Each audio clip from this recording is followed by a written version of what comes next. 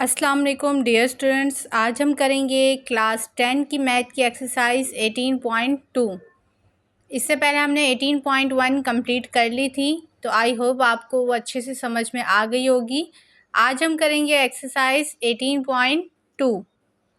18.2 का पहला सवाल है हमारे पास, if y varies directly as x and y is equal to 10 when x is equal to 3 find. अब इसके हमें 3 पार्ट दे दिए गए हैं। पहले पार्ट में कह रहा है y in terms of x, y when x is equal to 6, और थर्ड पार्ट में कह रहे हैं x when y is equal to 15। उससे पहले आपको छोटी सी एक चीज़ समझ लेनी चाहिए कि यहाँ पे इन्होंने हमें कहा डायरेक्टली। डायरेक्टली का मतलब क्या होता है, आपने फिज़िक्स में पढ़ा होगा डायरेक्टली प्रोपोर्शनल क्या होता है। जैसे इन्होंने हमें कहा कि y जो है वो डायरेक्टली है किसके, x के, तो इट मीन्स y जो है वो डायरेक्टली प्रोपोर्शनल है x के। डायरेक्टली प्रोपोर्शनल के मीनिंग क्या होते हैं कि अगर फॉर एग्जांपल y की वैल्यू 10 है तो x की वैल्यू भी क्या होगी, 10। मतलब ये दोनों बराबर होते हैं, तो हम इसको कहते हैं, इस साइन को कहते हैं डायरेक्टली प्रोपोर्शनल। और जब भी डायरेक्टली प्रोपोर्शनल का साइन हटता है तो हमारे पास आता है कांस्टेंट। डायरेक्टली प्रोपोर्शनल जब इक्वल टू में चेंज होता है तो यहाँ पे कांस्टेंट आ जाता है, और वो हमारे पास कांस्टेंट क्या है, k, जिसे हम कहते हैं कांस्टेंट प्रोपोर्शनैलिटी। ठीक है, एक कंडीशन हमारे पास ये हो गई। और जैसे आप आगे पढ़ेंगे वहाँ पे आपके पास इन्वर्सली प्रोपोर्शनल भी आएगा। इन्वर्सली प्रोपोर्शनल में क्या होता है, इसको हम इस तरह से लिख देते हैं, y inversely proportional 1/x। It means अगर आपके पास y की वैल्यू ज़्यादा है तो x की वैल्यू क्या होगी, कम, और अगर x की वैल्यू कम है तो y की वैल्यू क्या होगी, ज़्यादा। तो इसको हम कहते हैं इन्वर्सली प्रोपोर्शनल। चलिए सवाल की तरफ बढ़ते हैं। तो पहले सवाल में वो हमसे क्या कह रहा था कि y जो है वो डायरेक्टली प्रोपोर्शनल है किसके, x के। तो यहाँ पर जो है हमें वैल्यूज़ गिवन है कि y की वैल्यू क्या है 10, x की वैल्यू है 3। तो इट मीन्स हमें यहाँ पे कांस्टेंट की वैल्यू फाइंड आउट करनी है। तो हमने लिखा y डायरेक्टली प्रोपोर्शनल x। तो जब डायरेक्टली प्रोपोर्शनल का साइन हटेगा तो हमारे पास क्या आ जाएगा, कांस्टेंट। तो कांस्टेंट हमने कहा था कि हमारे पास क्या है, k। तो ये आ गया y इज़ इक्वल टू के एक्स। अब y की वैल्यू क्या गिवन थी हमें, 10, तो हमने 10 पुट कर दी, इज़ इक्वल टू के, सेम एज इट इज रहेगा क्योंकि ये हमें फाइंड आउट करना है। x की वैल्यू क्या है, 3। अब हमें k की वैल्यू चाहिए, ये 3 यहाँ पे मल्टीप्लाई हो रहा है, और जब हम इसको लेफ्ट हैंड साइड पे शिफ्ट करेंगे तो ये क्या हो जाएगा, डिवाइड।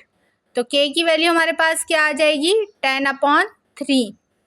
अब अगर हम इसको डिवाइड करते हैं तो इसका आंसर डेसिमल में आ जाएगा, और हमें डेसिमल में आंसर नहीं चाहिए। अब फर्स्ट पार्ट में हमसे क्या कह रहा है, y in terms of x। तो अब हम इसको कैसे सॉल्व करेंगे, यहाँ पे सिंपल पार्ट 1 गिवन है, y इज़ इक्वल टू के एक्स। ये हमारी क्या है, कंडीशन है जो जिस पर हम अप्लाई करके वैल्यूज़ को फाइंड आउट करेंगे। अब y की वैल्यू भी गिवन नहीं है, लेकिन कांस्टेंट की वैल्यू हमने अभी निकाली थी, क्या आई थी हमारे पास, 10/3, और x क्या रहेगा, सेम एज इट इज। तो ये था हमारे पार्ट 1 का आंसर। पार्ट 2 सॉल्व करते हैं। पार्ट 2 में वो हमसे क्या कह रहा है, y फाइंड आउट करें जब x की वैल्यू क्या होगी, 6। तो चलिए फाइंड आउट करते हैं। हमने यहाँ पे लिख दिया पार्ट 2, x की वैल्यू 6 है, y की वैल्यू हमने क्या करनी है, फाइंड आउट। तो कंडीशन हमारे पास क्या अप्लाई होगी, y इज़ इक्वल टू के एक्स। y जो है वो हमें फाइंड आउट करना है, इज़ इक्वल टू k की वैल्यू हमने फाइंड आउट की थी, क्या आई थी हमारे पास, 10/3, मल्टीप्लाई बाय x की वैल्यू क्या गिवन थी हमारे पास, 6। तो जब ये आपस में क्या हो रहा है, कैंसिल आउट, 3 1 3, 3 2 6। तो 2 को जब 10 के साथ मल्टीप्लाई करेंगे तो आंसर क्या आ जाएगा, 20। तो y की वैल्यू हमारे पास क्या आई, 20। इसी तरह पार्ट 3 करते हैं। पार्ट 3 में हमें क्या था, y की वैल्यू गिवन है 15, और x की वैल्यू हमने क्या करनी है, फाइंड आउट। तो कंडीशन क्या होगी हमारे पास, y इज़ इक्वल टू के एक्स, वाई की वैल्यू हमें गिवन है 15 और k की वैल्यू हमने फाइंड आउट की थी, क्या आई थी हमारे पास 10/3 और x की वैल्यू हमने क्या करनी है फाइंड आउट। अब ये 3 यहाँ पे क्या हो रहा है डिवाइड, जब लेफ्ट हैंड साइड पे जाएगा तो क्या हो जाएगा मल्टीप्लाई, तो जब 3 जो है 15 के साथ मल्टीप्लाई होगा तो आंसर आ जाएगा आपके पास 45। इसी तरह ये 10 जो है x के साथ क्या हो रहा है मल्टीप्लाई, तो जब लेफ्ट हैंड साइड पे शिफ्ट करेंगे तो ये क्या हो जाएगा डिवाइड। अब ये एक टेबल से कट रहे हैं, 5 2 ज़ा 10, 5 9 ज़ा 45, तो x की वैल्यू क्या आ जाएगी हमारे पास 9/2। तो ये था हमारा क्वेश्चन नंबर 1। तो आई होप आपको अच्छे से समझ में आया होगा। चलिए नेक्स्ट क्वेश्चन सॉल्व करते हैं। क्वेश्चन नंबर 2 है हमारे पास, if v directly proportional t and v is equal to 15 and t is equal to 24 find. अब इसमें भी हमें पार्ट दे दिए गए हैं। पार्ट 1 है the equation connecting v and t। Part 2 में कह रहा है v की वैल्यू फाइंड आउट करें जब t की वैल्यू क्या हो 30। इसी तरह पार्ट 3 में कह रहा है t की वैल्यू फाइंड आउट करें जब v की वैल्यू क्या हो 10। अब हमारे पास पहले कंडीशन क्या थी कि v जो है वो डायरेक्टली प्रोपोर्शनल है t के, और जब प्रोपोर्शनल का साइन हटता है तो हमारे पास कांस्टेंट आता है और कांस्टेंट हमारे पास क्या है k। तो ये क्या हो जाएगा v इज़ इक्वल टू के टी। अब पहले में हमें v की वैल्यू भी गिवन है और t की भी, इट मीन्स हमें कांस्टेंट की वैल्यू फाइंड आउट करनी है। तो v की वैल्यू है 15 is equal to k find out करना है, t की वैल्यू है 24। अब 24 k के साथ क्या हो रहा है मल्टीप्लाई और 15 के पास जाएगा तो क्या हो जाएगा डिवाइड। तो जब इनको डिवाइड करेंगे तो ये एक टेबल से कैंसिल हो रहे हैं, 3 5 ज़ा 15, 3 8 ज़ा 24। तो k की वैल्यू हमारे पास क्या आ जाएगी 5/8।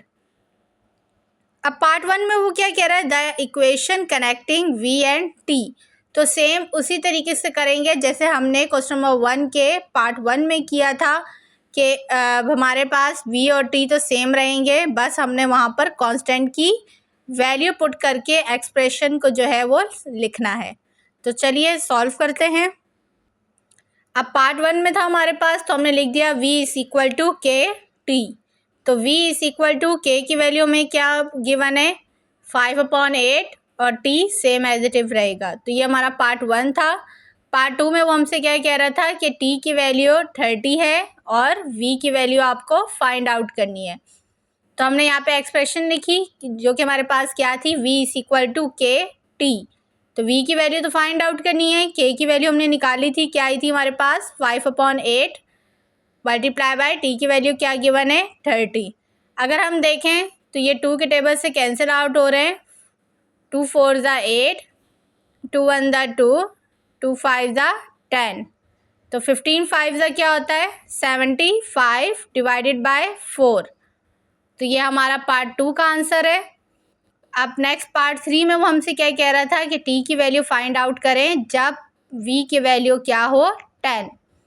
तो हमने दोबारा एक्सप्रेशन लिखी v इज़ इक्वल टू के टी, वी की वैल्यू हमें गिवन है 10, k की वैल्यू हमने निकाली थी 5/8 और t की वैल्यू हमें फाइंड आउट करनी है। अब ये 8 यहाँ पे क्या हो रहा है डिवाइड, जब 10 के पास ट्रांसफ़र करेंगे तो क्या हो जाएगा मल्टीप्लाई। तो 10 8 ज़ा 80। अब 5 जो है वो यहाँ t के साथ क्या हो रहा है मल्टीप्लाई, जब लेफ्ट हैंड साइड पे शिफ्ट करेंगे तो क्या हो जाएगा डिवाइड। इसी तरह ये 5 के टेबल से कैंसिल आउट हो रहा है, 5 1 ज़ा 5, 5 1 ज़ा 5, 3 इसको दे देंगे तो ये क्या हो जाएगा 5 6 ज़ा 30। तो t की वैल्यू हमारे पास क्या आई 16। तो ये था हमारा क्वेश्चन नंबर 2 के आंसर्स। और अगर आप चाहें तो पीछे बुक से आंसर को मैच कर सकते हैं। नेक्स्ट क्वेश्चन नंबर 3 है, if u directly proportional cube root v and u is equal to 4 when v is equal to 64 find the value of u when v is equal to 216 and the value of v when u is equal to 5। अब हमारे पास यहाँ पर जो है u directly proportional है किसके cube root v के। तो चलिए सॉल्व करते हैं।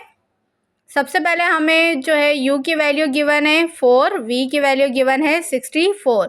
अब यहाँ पे हमें पार्ट में करके सवाल नहीं दिया, सवाल को एक साथ करके लिख दिया है, लेकिन बात सेम वही हो रही है कि पहले में उन्होंने हमें u की वैल्यू दे दी और v की, तो इट मीन्स हमारे पास कांस्टेंट की वैल्यू आएगी। उसके बाद वो हमसे कह रहे हैं कि u की वैल्यू फाइंड आउट करें जब v की वैल्यू क्या हो 216। फिर उसके बाद कह रहा है कि v की वैल्यू फाइंड आउट करें जब u की वैल्यू क्या हो 5। पहले कांस्टेंट की वैल्यू फाइंड आउट करते हैं, तो ये एक्सप्रेशन कैसे होगी, u directly proportional cube root v। हमें पता है डायरेक्टली प्रोपोर्शनल का साइन हटता है तो हमारे पास क्या आ जाता है कांस्टेंट, और कांस्टेंट हमारे पास क्या है k। तो अब हमारे पास यहाँ पे u की वैल्यू क्या गिवन थी 4, तो हमने u की जगह लिख दिया 4 इज इक्वल टू कांस्टेंट की वैल्यू फाइंड आउट करनी है और v की वैल्यू हमारे पास गिवन थी 64। जब आप 64 का एलसीएम लेंगे तो हमारे पास आंसर आएगा 4 की पावर 3। आप चाहें तो करके भी देख लें। हम 64 का एलसीएम लेते हैं, ये 4 के टेबल से जाएगा, 4 1 दा 4, 4 6 दा 24, तो नेक्स्ट 4 4 दा 16, 4 1 दा 4, तो आंसर क्या हो गया 4 की पावर 3। तो हम इसको ऐसे करके लिख सकते हैं 4 की पावर 3। तो अब ये 4 पे क्या आ गया क्यूब, तो ये क्यूब से जो है क्यूब रूट क्या हो गया कैंसिल हो गया, तो हमारे पास यहाँ पे क्या बचा 4। अब ये 4 k के साथ क्या हो रहा है मल्टीप्लाई, तो जब हम लेफ्ट हैंड साइड पे लेकर जाएंगे तो ये क्या हो जाएगा डिवाइड। तो ये मैंने इधर इसके सामने ही लिख दिया है, तो ये क्या हो जाएगा 4 डिवाइडेड बाय 4, तो ये हो जाएगा 4 1 दा 4, 4 1 दा 4, तो k की वैल्यू क्या आ गई आपके पास 1। अब हम u की वैल्यू फाइंड आउट करेंगे जब v की वैल्यू क्या होगी 216। तो चलिए सॉल्व करते हैं। अब हमने लिख लिया कि v की वैल्यू 216 है और u की वैल्यू फाइंड आउट करनी है, तो ये क्या होगा u is equal to k cube root v। तो u की वैल्यू फाइंड आउट करनी है, k की वैल्यू हमने निकाली जो कि हमारे पास क्या आई 1, और यहाँ v की जगह क्या आ जाएगा 216। तो जब आप 216 का एलसीएम लेंगे सेम उसी तरीके से ये किस टेबल से जाएगा 6 के टेबल से जाएगा, 6 3 दा 18, अब 3 इसको दे देंगे, 6 6 का क्या हो जाएगा 36। अब 36 भी 6 के टेबल में आता है, 6 6 ज़ा 36, 6 1 ज़ा 6, तो आंसर क्या आएगा 6 की पावर 3। तो हम यहाँ पे 216 की जगह लिख सकते हैं 6 की पावर 3, बिल्कुल लिख सकते हैं।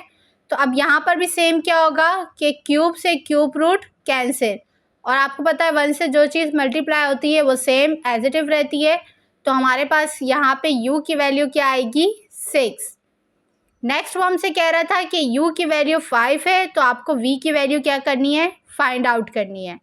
तो हमने दोबारा एक्सप्रेशन लिखी, एक्सप्रेशन क्या है u is equal to k cube root v।